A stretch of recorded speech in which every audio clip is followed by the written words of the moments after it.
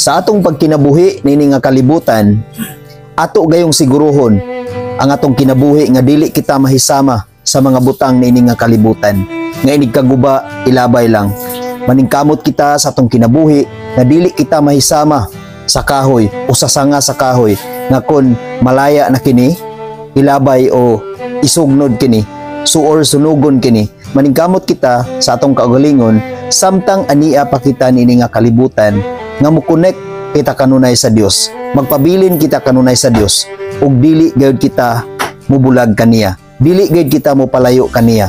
Tungod kay kung mahitabo kana sa atong kinabuhi nga magpalayo kita sa Dios, dili kita makigrelasyon sa Dios, dili kita mukonek sa Dios sa kanunay sa matag adlaw samtang kita nagkinabuhi nini nga kalibutan, posible gayud nga mahitabo kana kanato inig abot sa panahon.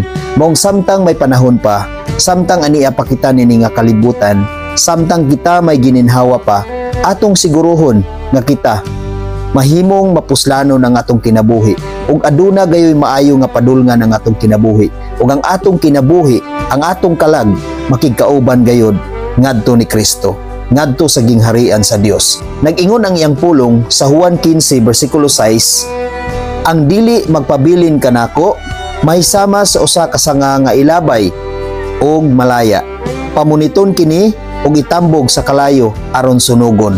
Mao kana ang angay natong bantayan igsuon, nga dili kita mahisama sa usa ka sanga sa kahoy nga sunugon lamang, ilabay og sunugon.